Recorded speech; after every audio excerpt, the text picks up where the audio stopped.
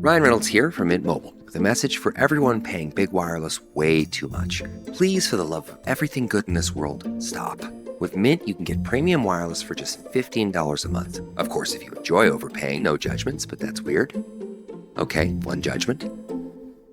Anyway, give it a try at mintmobile.com/switch. Upfront payment of $45 for 3-month plan, equivalent to $15 per month required. Intro rate first 3 months only, then full price plan options available. Taxes and fees extra. See full terms at mintmobile.com. Custom window treatments are a small upgrade that have a big impact. No better time to shop than now at Blinds.com's Memorial Day Mega Sale. Blinds.com invented a better way to shop for window treatments, completely online with upfront pricing, no showroom markups, no salespeople in your home. Choose from classic shutters to outdoor shades and more, all backed by our 100% satisfaction guarantee. Shop Blinds.com's Memorial Day Mega Sale now. Save up to 50% site-wide, plus a free measure. Rules and restrictions may apply.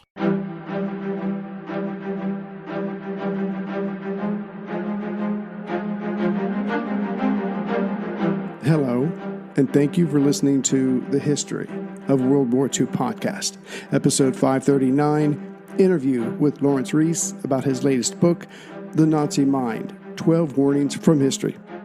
Mr. Rees is a British historian and documentary filmmaker. Some of his previous books include The Holocaust, A New History, The Dark Charisma of Adolf Hitler, which I just started reading, and The War of the Century, When Hitler Fought Stalin. Mr. Rees, thank you very much for being with us today. Great pleasure, Ray.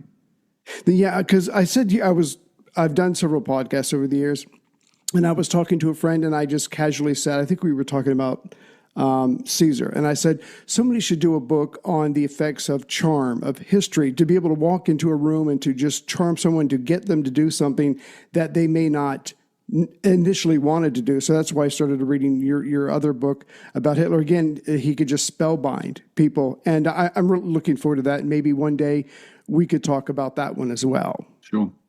If I could start out with something rather obvious.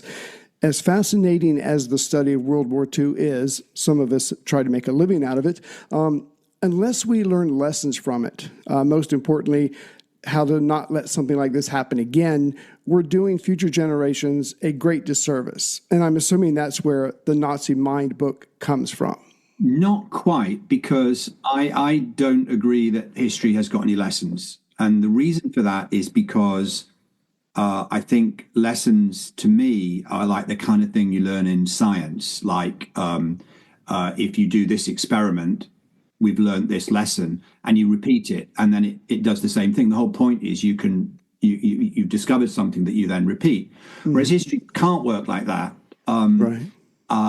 For example, you read a lot certainly in our country here, that you read a lot about, well, in popular press about what's the great lesson of Churchill? Well, don't appease dictators.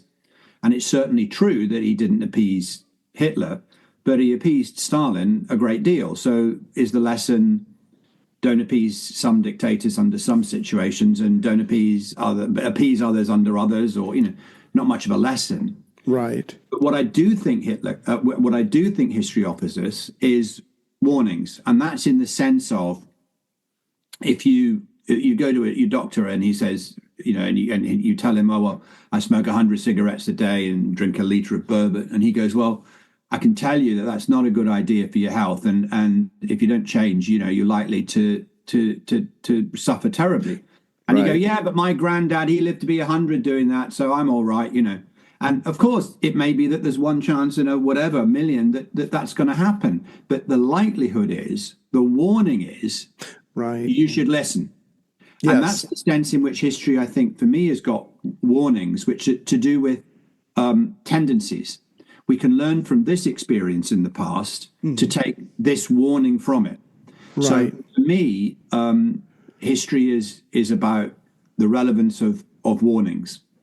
Gotcha. If I could use maybe today's parlance, red flags, something to look out for, something that might indicate something down the road. Okay. Yeah. Absolutely. Okay. Absolutely. All right. So I think one of the things, it's when a lot of people read a World War II book, it's like it's fact, it's already happened. It's almost, they almost take it for granted, or it's assumed. But I think it's important to remember that the people in your book, the Nazis, the Nazi Party, the people who are going to order or carry out horrific atrocities are living themselves day to day, going along in their book. And if I can quote from your book for a second, you say, in order to understand why the Nazis possessed the mentalities that they did, we must embrace the reality of a fundamental truth. We are all creatures of a particular time and a particular place. That might seem self-evident, but my experience is that many people don't fully appreciate the extent to which they are shaped by time and place. And if I could, adding on to that, it's also important to remember that these people, with their certain point of view, truly thought they were solving problems. They were solving problems that were visited upon Germany, and the more extreme the problem, maybe the more extreme the solution had to be.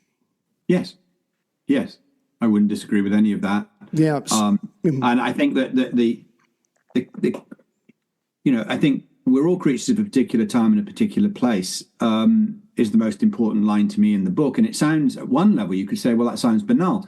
The reason I don't think it is because my experience is most people don't secretly think that. What they think is that actually the very question of saying, well, I know how I would have behaved then, means they cannot possibly believe they're creatures of a particular time and particular place, because they've just taken themselves and stuck themselves in another time and place. Right. So it's being sufficiently humble enough to understand that actually we are shaped to quite a large degree by the culture and circumstances around us. Now, you've got to be careful with that, because I'm not a determinist. I'm not saying that that's all that matters in our lives, but nonetheless, it's crucial and important, and a big influence on us. It's as I say, it's self-evidently so that you actually grow up in a particular environment, and for many years when you're young, you don't really have fundamental choices. You don't have choices about where you go to school. You don't have choices about where you're going on holiday. You don't have choices necessarily about what exams you're going to take if your parents force you, about what your parents can do to you. I mean, you live all these formative years. Right. Actually, not that much individual agency, and that culture is shaping you. You can, some people, because it's an interaction with genetic inheritance and situation and a whole variety of different things. Of course, there are some people who are going to react in different ways, which is why it's not a lesson. Not everyone in this situation isn't going to end up here, but nonetheless, it's really important. And I think it struck me. This actual revelation struck me in part because of the fact that I met so many people who lived through the Third Reich and met Nazi perpetrators, met Nazis who did terrible things, and that's different than reading about it in the history books, because you've got somebody in front of you who is talking about it, a real live breathing person, right, who is trying to explain to you why they felt at the time they did the right thing, and that is extraordinary. That is an extraordinary thing to hang on to as an insight. This message is brought to you by Abercrombie & Fitch. I've been ready for summer for a while, and now it's finally time for summer outfits. With a trip coming up, the A&F Vacation Shop has me covered. Abercrombie really knows how to do a lightweight outfit. Their tees, sweater polos, and linen blend shorts never miss. I wear Abercrombie denim year-round. Their shorts are no different and have the comfort I need for summer. Prep for your next trip with the A&F Vacation Shop. Get their newest arrivals in-store, online, and in the app.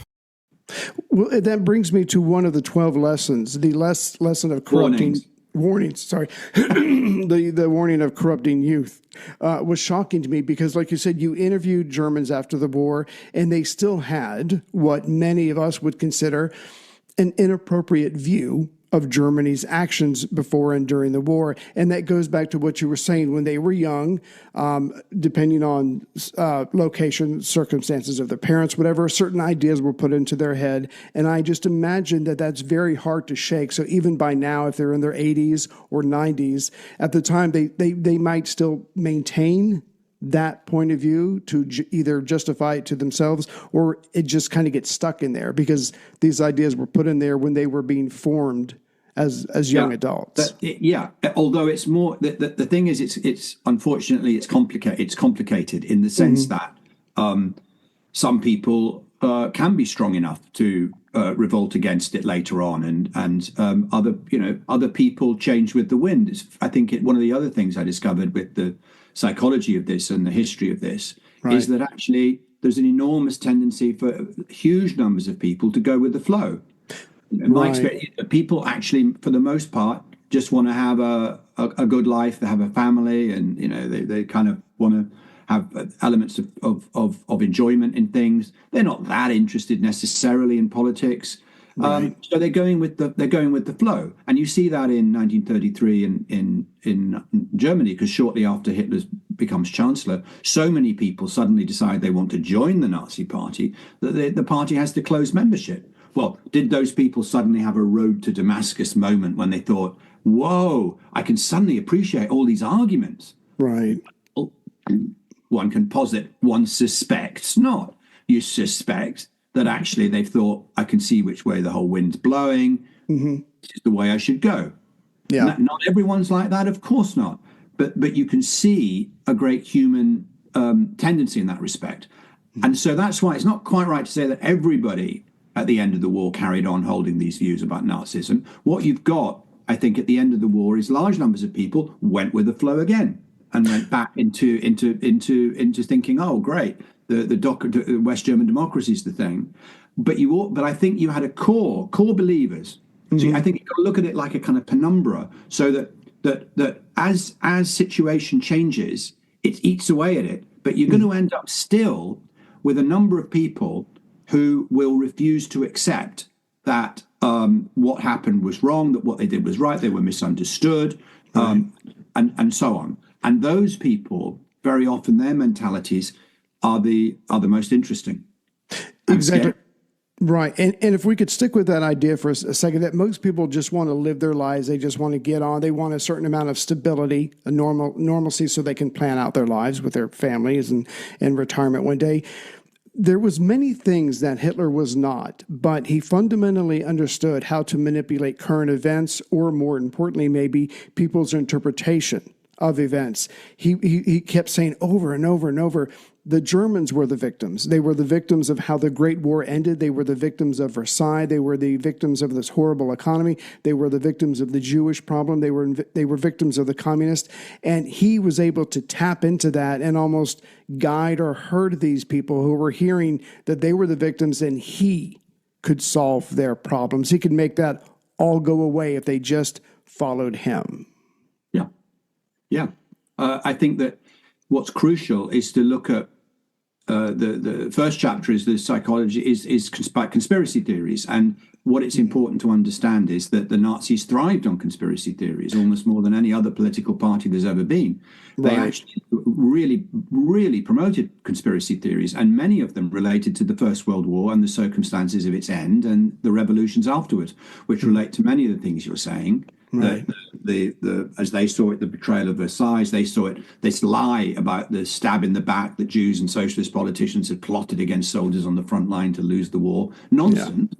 Actually, the war's lost because the German generals going into it miscalculated, in my judgment. But so, and then going forward from that, they despise democracy because they see that as a Jewish invention that's causing all sorts of problems. They despise the communism and Bolshevik. They see it, the Jews are behind Bolshevism entirely, which they're not. There's some Jews also who are leading Bolsheviks, but actually you can't possibly say they're behind it. It's nonsense. But nonetheless, all of these conspiracy theories build up into a sense that the message being fundamentally, don't worry, it's not your fault. It's their fault over there. Those people in the shadows. I met this one Nazi once, former Nazi, but I think he still had a lot of the beliefs, obviously. But and he said, obviously the Jews, he said, are behind all the problems we had. Everything, the Jews are behind it. And I said, well, what's the evidence you've got for that? I mean, just, talk me through the hard evidence for what you're saying. Yeah. And he looked at me pityingly and said, obviously there's no evidence. I said, right. Why is that? And he goes, the Jews are far too clever to leave any evidence. So I go, okay, so if you see a problem and there's absolutely no evidence the Jews are behind it, the Jews are behind it. But if you saw a problem and you found evidence the Jews are behind it, the Jews are behind it. He goes, yeah, that's the kind of crazy world that we live in. Right. And you can't shake him loose. And I'm assuming he was in his 80s, 90s. It was kind of like 70s. In fact, I mean, he was very much compos mentis, but and had held down a big job after the war. I mean, he wasn't a slavering loony, and he wasn't going to be locked in asylum for this. Yes. I mean, this is what's scary. But in the book, I talk about the work of this amazing guy called Professor Leon Festinger, who did a lot of research into what's called cognitive dissonance, which is one of the reasons this is happening. And he researched this group in the Midwest who believed in that space people were going to arrive to stop the apocalypse. Right. And he wrote a book about this, and it's fascinating because so this group in the Midwest of America, not a big group, but it's still not a tiny group either. It's quite a few people. Mm-hmm. They had a leader who said, look, on this particular day, I think it was in December, these spacemen are going to come down and they're going to rescue us because they're causing an apocalypse that the world's going to be destroyed. Right. The absolute date this is going to happen. And they all went, right, great, okay. So they all started leaving their jobs and liquidating assets ready for the spacemen. Mm-hmm. And I think we all know, since we're sitting here having this conversation, these spacemen didn't turn up on the appointed day. Right. Now, you would think, wouldn't you, that would mean that the day the spacemen didn't arrive, everyone would go, oh, for God's sake, the game's up. You're a mad person. This is the nonsense thing, right? Yeah. Well, going back to the idea of the penumbra of belief, some people did think that and moved away from the belief system. But at the core of it, many of the people who are core believers had their belief system reinforced. They believed it more now. Wow. And they came up with explanations. So one explanation was, well, the reason the space people didn't come is because they were so impressed by our belief in them that they decided to give the Earth another chance and not cause the apocalypse. So you should be thanking us for saving the world. That's what we just did. Right. And I think, and Festinger makes this point that if you've invested so much through faith in a belief, right, cannot be shaken by argument. And that's because you didn't enter into a faith by being argued into it. Right. You entered into a faith through a belief. You actually succumb to it because, I believe, I've got faith that this is going to work. And so you can't talk, it's very hard to talk core believers, the absolute core believers. It's very hard to talk them out of a belief. It's why Hitler said that faith and belief were the most important things. It's why you can see that the SS, Himmler, and also Herz writes about this in his book, which he wrote just before he was executed, The Commandant of Auschwitz. Right.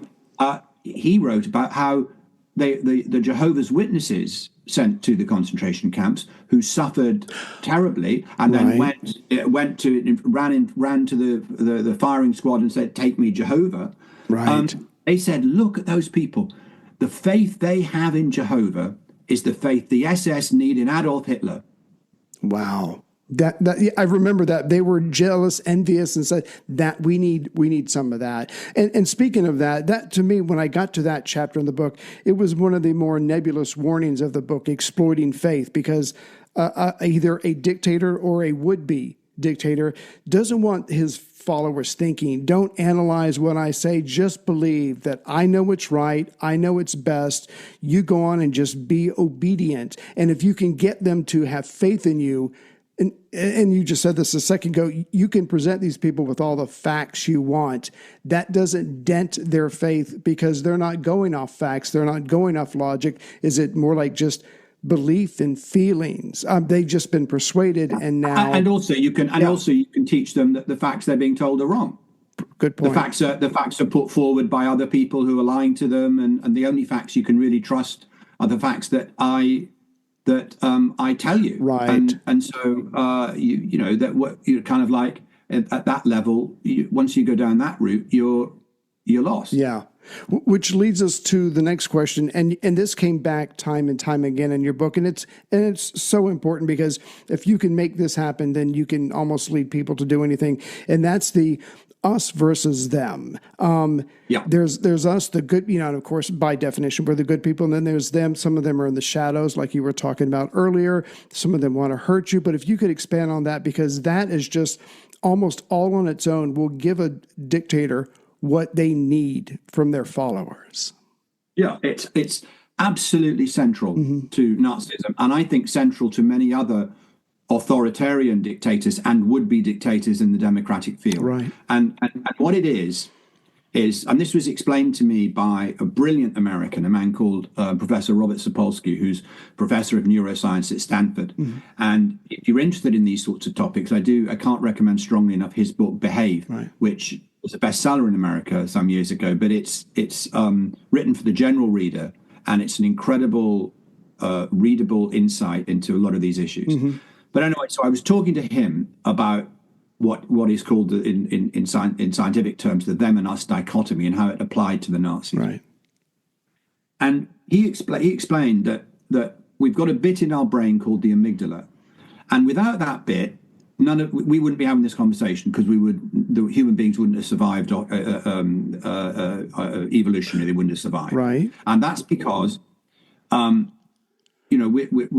all came from Africa originally. Imagine so you're walking across the savannah of Africa, and there's a bush, and there's rustling in the bush, and you don't know whether it's a lion or a dog from the village, right? Right.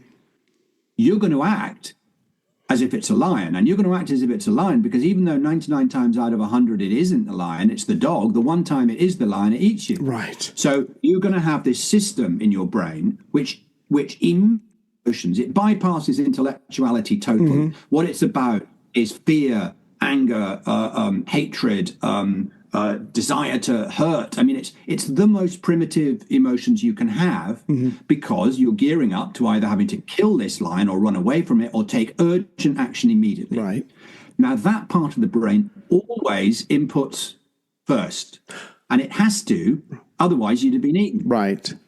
The other bit of the brain, the prefrontal cortex as well, comes in normally shortly afterwards and go, take a chill pill, it's the dog, for God's sake, calm down, it's all right. Right. Now, if you're a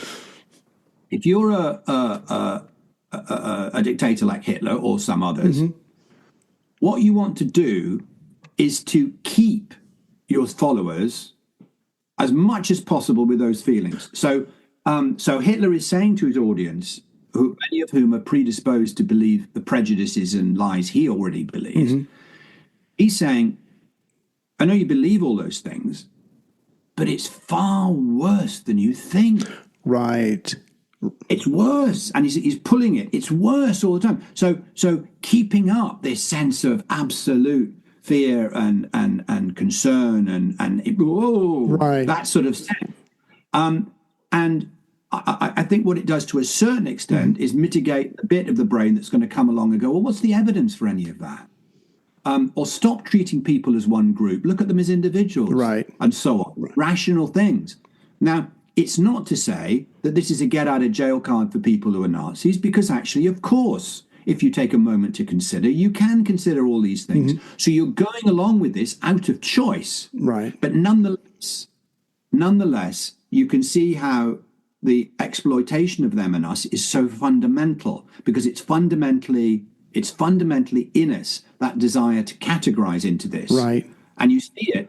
And the power of Nazism was the thems were easily detectable. And that's because Nazism was nothing else if it wasn't racist to its core. Right. So you're into the them simply by virtue of your skin color or your ethnicity, or you're easily identifiable as an immediate them, and no them of those groups can ever become an us. Right. You don't have to worry like normal human beings do about, well, actually, can I trust you? What's the deal here? I mean, I don't really know you very well. You don't have to worry about any of that. It's black and white. Because it's you're in one of those groups, you're a them. I don't even need to go there with this. Right. You're a them. Right. And added to that, Hitler was very keen, and the Nazis were very keen on something that Sapolsky educated me about called pseudo-speciation. Right. And what that is saying that your thems aren't even human. And by making them into vermin, by making them into snakes or rats or cockroaches, lice, which the Nazis are doing, by doing that, you elicit even stronger sense of revulsion via the amygdala, because the unique thing about human beings is with just the words, it can create feelings. Right. You can excite people to feel these terrible things just by words. And with that pseudo-speciation, he's taking it on to a kind of new level. Put us in a box.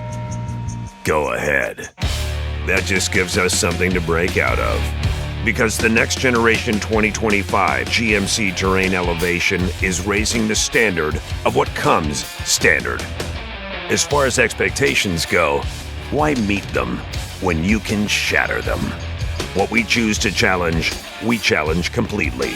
We are professional grade. Visit gmc.com to learn more.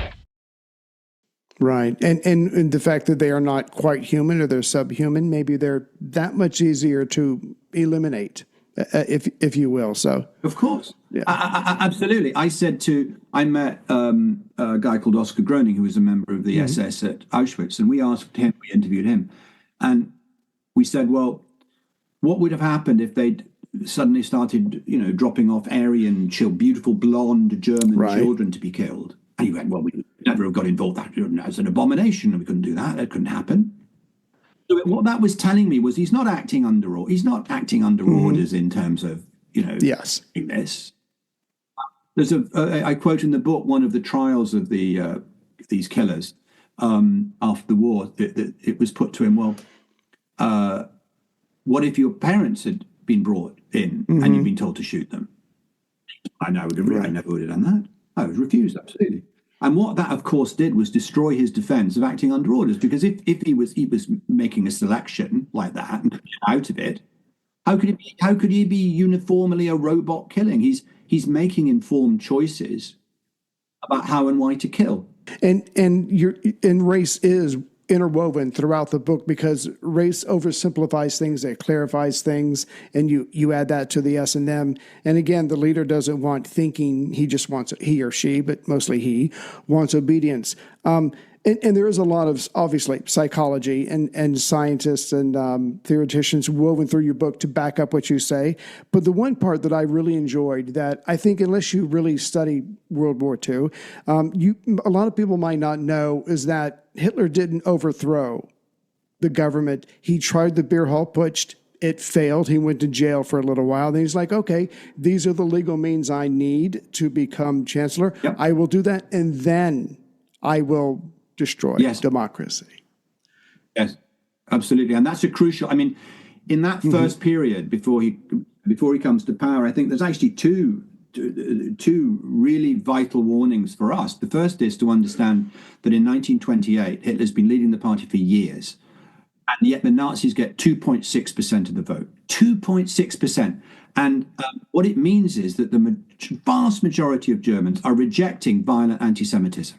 So when people go around going, oh, the Germans, they all, no, just quote 1928. But of course, for us, what does that mean? It means when you see a party that's getting 2.8% of the vote, with speechifying hate and them and us and lies and conspiracy theories and everything, don't think for a second it necessarily means they're never going to be a threat. And the second thing is, in 1932, a majority of Germans in voting for either Hitler or the Communist Party knowingly voted for parties that were openly committed to overthrowing democracy.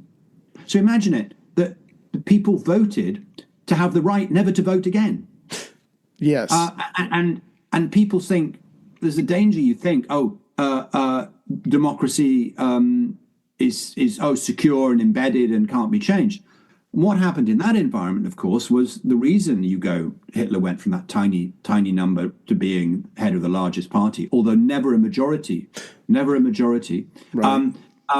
It was because a number of reasons, but the two chief ones to think about are the Wall Street crash had a huge impact in Germany on this new democracy. Unemployment went through the roof. People were terrified, banks crashing. And they started voting, and there was a number of elections after election after election during that period, but nothing seemed to change. Right. And so there became a disillusionment with the democratic process that I've got this concern, we've got this concern, and we're voting, but it's not being addressed by the people who are coming in. We need an alternative. Right. Which is, in the current world, pretty scary. Exactly. And again, the more fearful they are, the more emotional they are, the less thinking they are. We've tried everything else that hasn't worked. And so the number of people voting for the Nazis increases at time. But you cover this in your book. They're getting closer, but they don't get the majority. But some of the elites that you talk about in your book, the ones that Hindenburg is listening to, they're like, he's a little off, but maybe we could bring him in, we can control him, and he can work for us. And Hitler, I think he saw that coming, and he used it brilliantly. Yes. The key, I call it the connivance of the elite. And you see that with a number of other dictators. Mussolini couldn't have come to power if the king hadn't signed off on it. I don't think General Franco in Spain would have faced difficulties if it hadn't been for the support of the senior leading Catholics. Right. So you see that actually there begins to be this kind of unholy alliance with powerful members of an elite who are rich, and very often, and aristocratic, many of them in Germany, and they many of them had absolute contempt for Hitler. And what's interesting about it is, hence von Papen, who became vice chancellor and soon recognized the level of his misjudgment, and he said, we've hired Hitler. Right. He's bringing the mass vote, but we could, the establishment's going to control him. We know we want rid of democracy, and he can be the figurehead to do that. We can sort it out. What they didn't understand was that actually Hitler, for the most part, actually despised intellectuals. He despised he despised all of that environment. Yeah, and he didn't necessarily want or need their votes. So it was all very well, these elite journalists or elite politicians going, well, he's a rabble-rouser, he's ignorant. Have you met him? My God, for goodness sake. Right. Hindenburg, when he first met him, said famously, he's only fit to be Postmaster General because in that capacity he can lick my backside, meaning lick the back of the stamp with Hindenburg. This is the kind of stuff they're saying. Right. But of course, he's not appealing to people like that. Exactly. There are many, I'm afraid to say, there are many, many more people who haven't got levels of formal education which give them really great abilities to do critical thinking. And that's not to say that people are stupid or in it. It's just simply that it's kind of, and also people, you see this now to a quite a large degree. People. Well, first of all, you can see people are beginning to despise experts. I always think it's really interesting because if you got on a plane and you said, actually, I want the qualifications of the pilot. Come out here. I want to run through you never get anywhere. So throughout your life, you're actually in the hands of experts. But nonetheless, when it comes to many things in politics, people go, I distrust them. I don't believe in all that.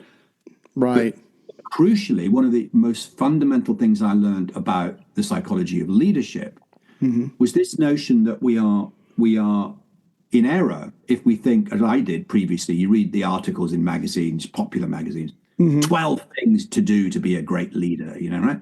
And I thought, tick them off. No. The most important thing to be a leader is to be perceived as one of us. Right. That you are leading, the person who's leading now, they can be a hero, they can be a superior version of us. They love us and represent us. They are our figurehead. This guy or girl can be, obviously, but it's us. We're all in it as us against them. And this person is our us. Right. And that was profoundly what Hitler came to be for a large number of these people.